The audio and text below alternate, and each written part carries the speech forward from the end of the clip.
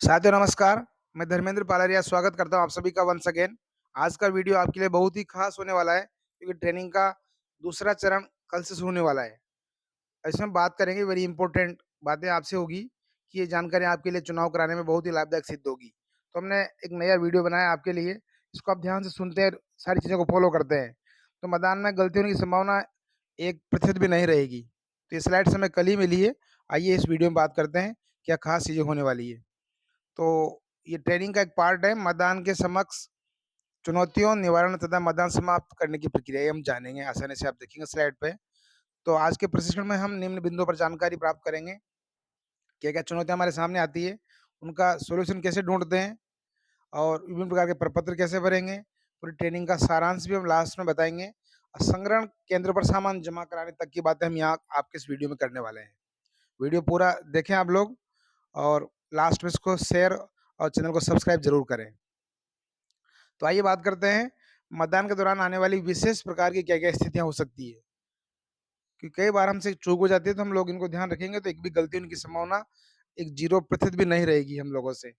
तो एक खास बात है नियम 49 एमए के अंतर्गत टेस्ट वोट का प्रावधान। आइए जानते हैं व्हाट इज़ टेस्ट वोट? तो मतदान के समय यदि कोई वोटर ये शिकायत करे कि उसने जिस उम्मीदवार को मत दिया है, वीपैट में आया प्रिंट उस उम्मीदवार को प्रदर्शित नहीं करता है, तो पीठासीन अधिकारी उस मतदाता से निर्धारित एक प्रपत्र माँगे दिखाएँगे, उसमें घोषणा लेंगे और मिथ्या पाए जाने पर उसके विरुद्ध अधिनियमों के अंतर्गत कार्रवाई किए जाने की चेतावनी भी देंगे। उसमें लिखा हुआ है कि आपको 1000 का कोई जुर्माना और 6 माह की सज़ा हो सकती है। एक सिंगल पेज का फॉर्मेट है, वो आपको ऐसी पोज़ीशन में उससे भरवाया जाएगा।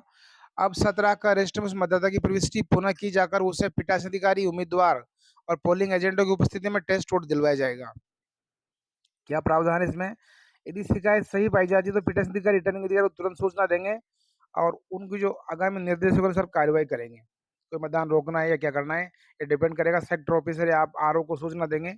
यदि शिकायत गलत पाई जाती है, यानी आप वहाँ वोटिंग कंपार्टमेंट में गए उसने जो मतदाता ने आपसे कंप्लेन किया है, वो गलत पाई जाती है, तो 17 का रजिस्टर में मतदाता की दूसरी एंट्री के सामने जो टिप्पणी या रिमार्क का कॉलम है, इस बाबत सूचना अंकित की जाएगी कि मतदाता ने नियम 49 एमए के तहत टेस्ट वोट अमुक क्रम संख्या के अमुक अभ्यर्थी के पक्ष में दिया है और संबंधित मतदाता के हस्ताक्षर अंगूठा निशान भी लिए जाएंगे और पत्र 17 ग जो हमारा मतपत्र लिखा है उसमें भी इसकी प्रविष्टि की जाएगी।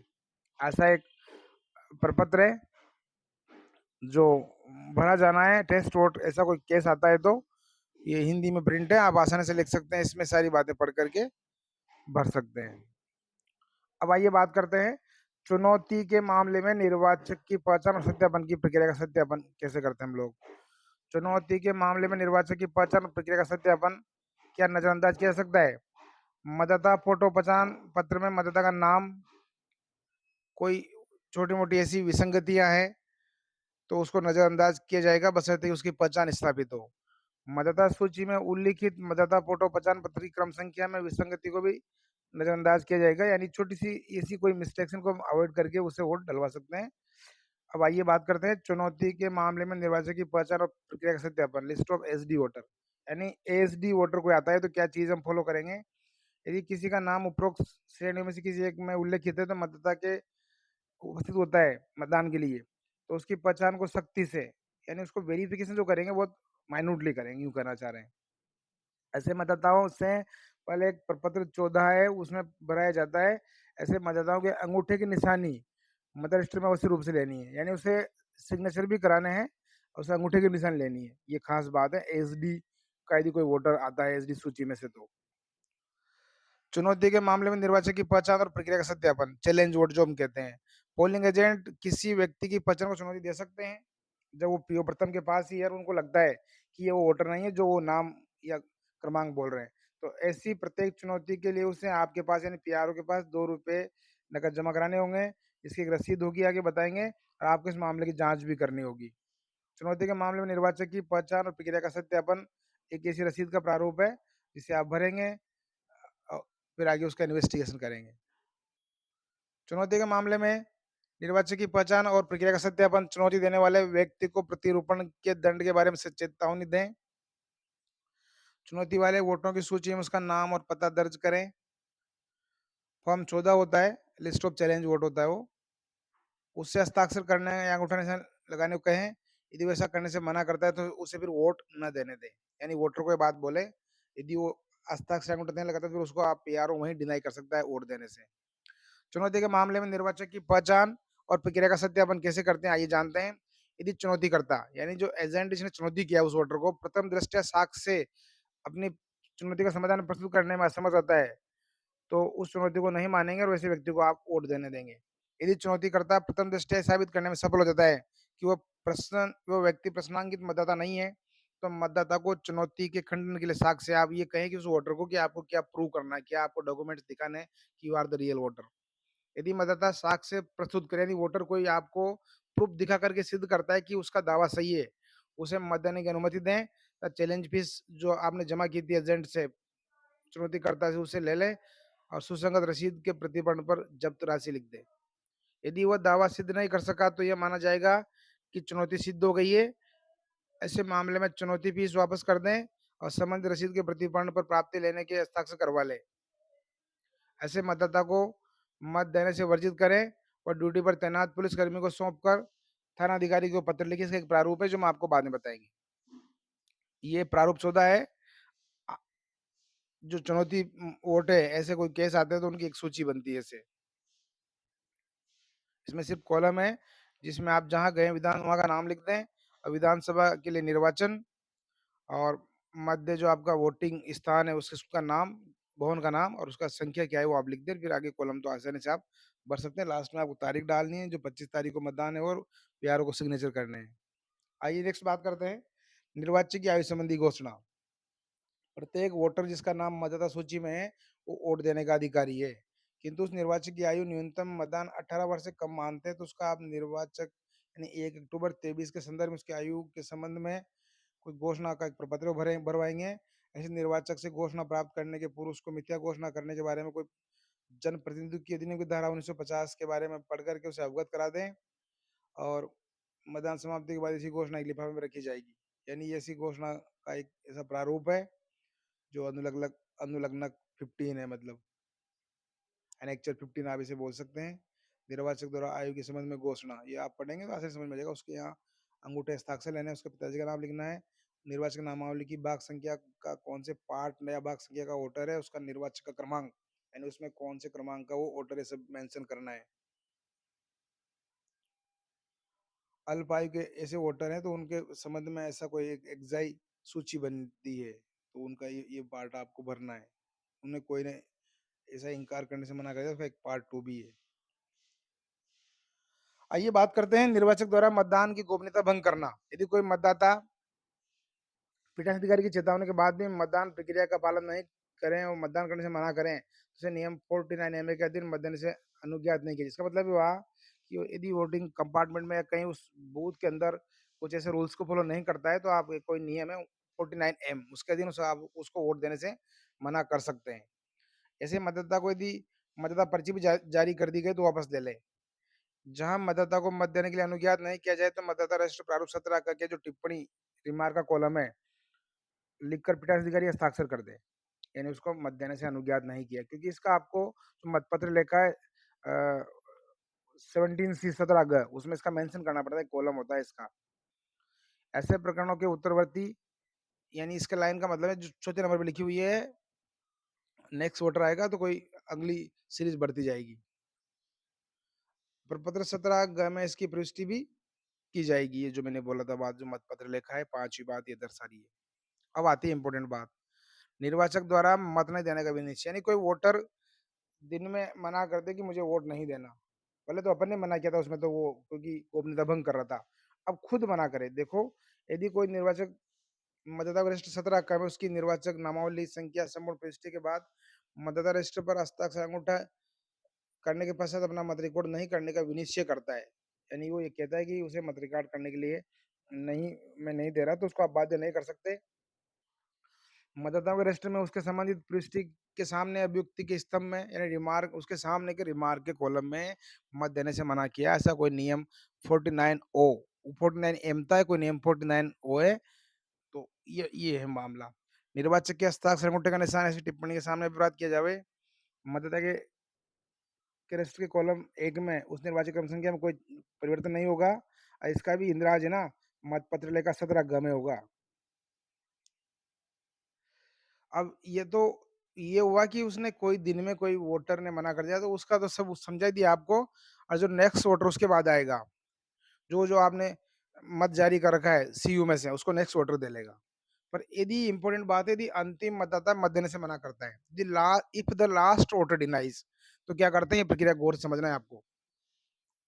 यदि अंतिम मतदाता मत देने से मना करता है तो उसका ये अधिकार है, कर सकता है लास्ट वोटर जिसको आपने पर्चियाँ बाँटता है पीआरओ, उसके पास 1 नंबर क्रमांक की पर्ची है और वो मना कर दे लास्ट वोटर, तो इसके लिए क्या करते हैं, यदि आपने सीयू से बैलेट जारी कर दिया है, तो आप सर्वप्रथम सीयू के पावर को ऑफ कर पुनः सीयू को पावर ऑन करेंगे, तो जो मत जारी किया था आपने सीयू से, वो निष्प्रभावी, इस प्रकार दिया गया बैलेट निष्प्रभावी हो जाएगा।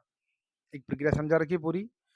अब बात करते हैं दृष्टिहीन शिथिलांग मतदान द्वारा मतदान। यदि आप सुनिश्चित हो जाए कि कोई दृष्टिहीन या अन्य शारीरिक शिथिलांग कारण कोई निर्वाचक मतदान यूनिट के प्रतीक चिन्हों को दबाने में असमर्थ है या बिना सहायता के समुचित बटन दबाकर अपना मत रिकॉर्ड करने में इनकेपेबल है, तो ऐसे निर्वाचक को 18 वर्ष या उससे अधिक आयु के साथी को मतदान कक्ष में ले जाने के लिए अनुमति है।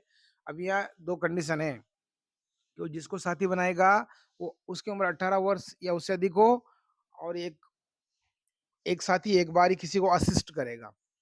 यहाँ दूसरी बात है कि दृष्टिहीन मतदाताओं के लिए ब्रेल लिपि में पीठाधिकारी के पास डमी बैलेट शीट रखी जाएगी, ताकि उसे मतदाता पढ़कर अपने पसंद के अभ्यर्थी का क्रमांक याद कर सके और उसके बाद मतदान कक्ष में जाकर बैलेट यूनिट पर नीले बटन के सामने ब्रेल लिपि के स्टिकर से अभ्यर्थी का क्रमांक समझ सके। यानी किसी को ब्रेल लिपि का ज्ञान है, कोई ऐसा दृष्टिहीन मतदाता है तो उसको पीआरओ समझाएगा, और ऐसा मतदाता चाहे भी तो मतदान कक्ष में साथी भी ले जा सकता है, संबंधित प्रपत्र भरवा के आप उसको साथी की सहायता भी भेज सकते हैं।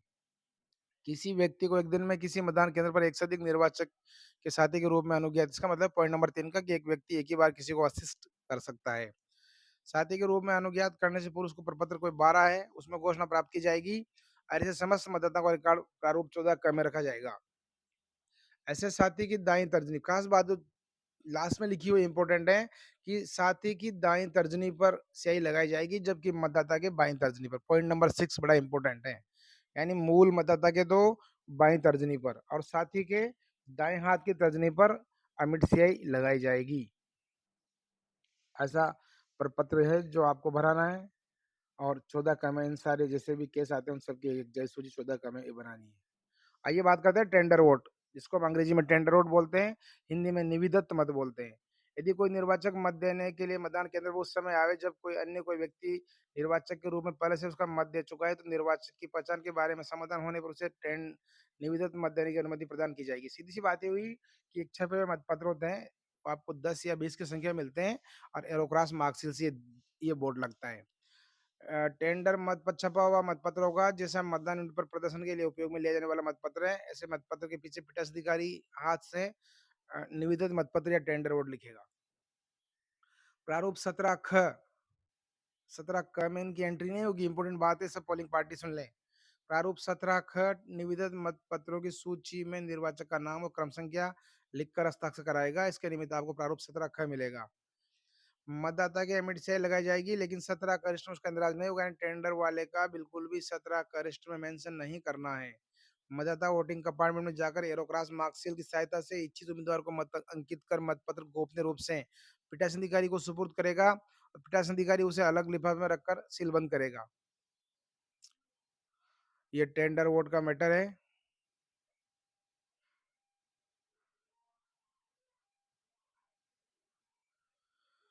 तो आपको इसका हिसाब रखना है पूरा।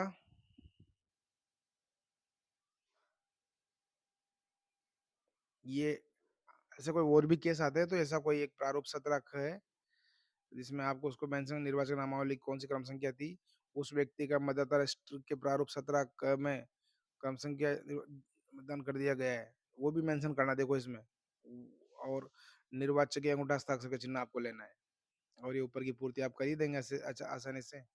अब आइए बात करते हैं प्रोक्सी द्वारा मतदान।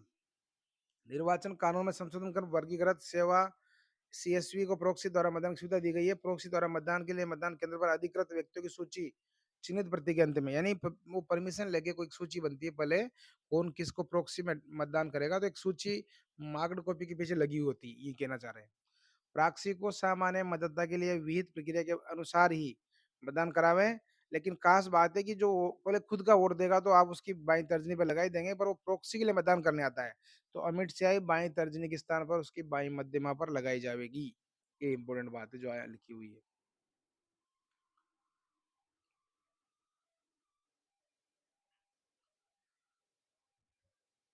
अब ये खास बातें हैं जो आप और भी जान सकते हैं वोटिंग के बारे में कि रीपोलिंग के बारे में सुन लेते हैं।